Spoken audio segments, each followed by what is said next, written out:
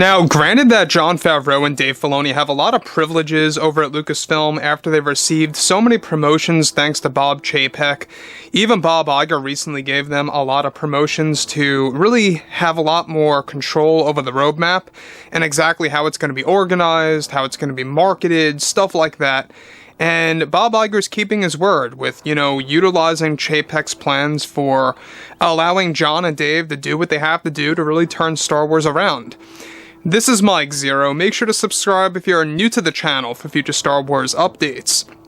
Also, by the way, guys, make sure to drop a thumbs up on this video to support the channel. I thank you all so very much for the kind support. It is greatly appreciated.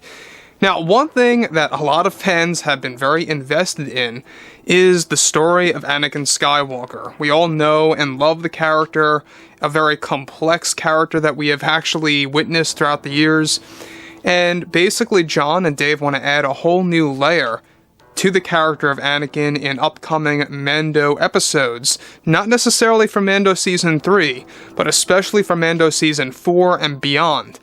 Now, there's been something actually quite substantial that has been going on behind the scenes over at Lucasfilm between George Lucas and Jon Favreau.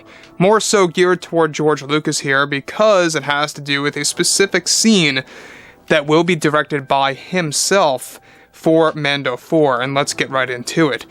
Now, the one thing about all of this, by the way, guys, is that Mando 4 is said to have a lot of paying respect to the Skywalkers and paying respect to that actual saga, and exactly how it's going to advance this post-Return of the Jedi era. We already know that Mando 4 takes place a couple of years after Mando 3. They're creating a time jump, so that's one thing to actually note. However, with George Lucas currently working hand in hand with both Jon Favreau and Dave Filoni, with The Mandalorian Season 4 actively in development as well as a pitch for Ahsoka Season 2, it's noted that Lucas is in charge of a specific big scene that is set to happen in the upcoming Mando 4 project that may or may not resonate with Star Wars fans. Now, it's noted that the Force Ghost of Anakin Skywalker is set to be used in a very specific supporting, of course, way, and revolutionary way as well, that is going to add on to the canon, where when Anakin first appears to Luke on Ossus, he is set to walk slowly toward Luke in the middle of the night in front of his Jedi temple. First appearing as Sebastian Shaw's version of Anakin Skywalker, this is set to be done in full CGI and mimicking the original design of Anakin's Force Ghost before Hayden was inserted.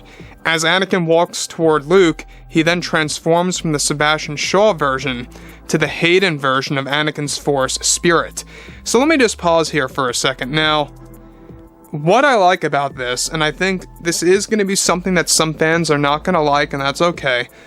As far as I'm concerned, I think that this is brilliant. I think it's great to add on to the lore of Force Ghosts and exactly how they work and how they operate. So basically, what Jon and Dave are utilizing is that the Force Ghost can actually shapeshift from age to age, give or take, right? And what I like about that is that it's going to pay a lot of respect to the Sebastian Shaw version of Anakin that was originally created by George Lucas way back when.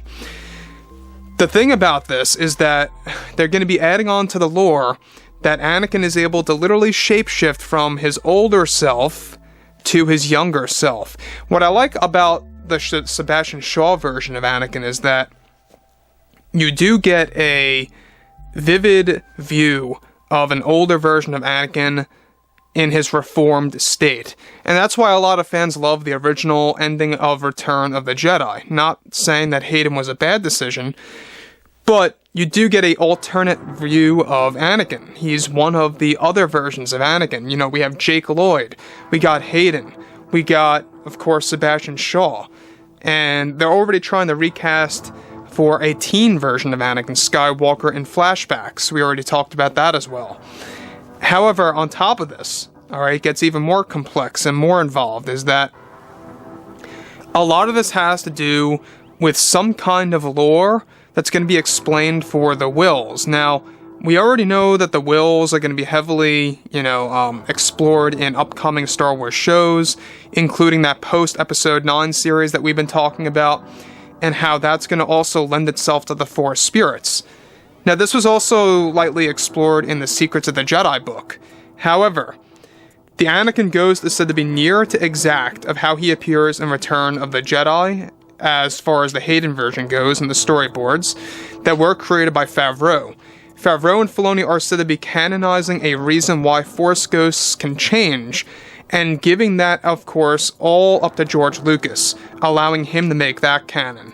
For example, of how Luke's hair grew an extra 6 inches in the Force ghost form after he died. I don't know if you guys really realize that, but that was a thing. This is also Favreau's way of paying respect to Sebastian, to let him shine in Mando 4. George is said to be directing the scene for the 4th season of Mando, and has been in close contact with Hayden all about it. Hayden is also excited to be working with archived footage of Sebastian Shaw. So basically, what they are going to be doing is what they're doing in Indiana Jones 5 with Harrison Ford.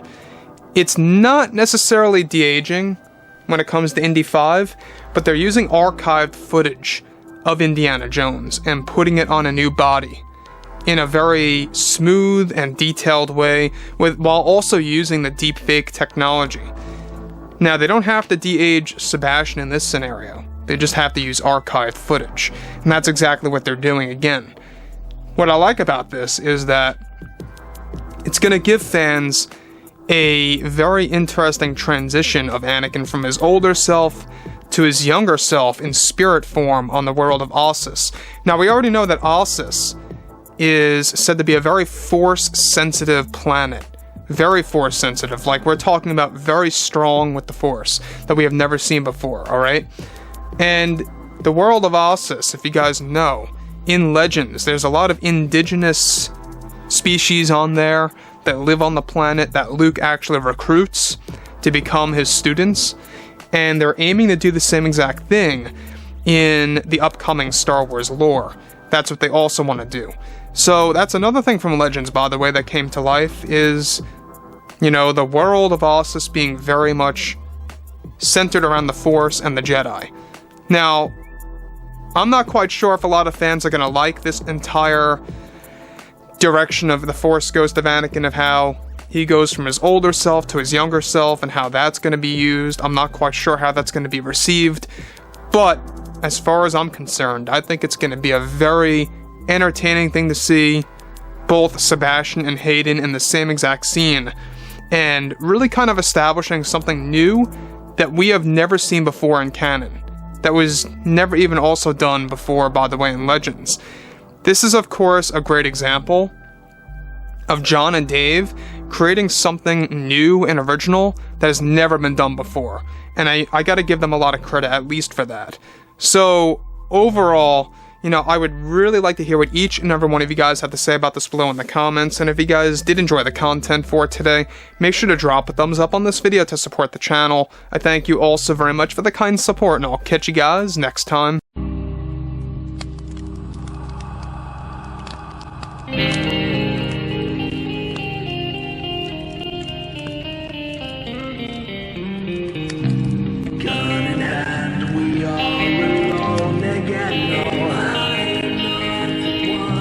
Night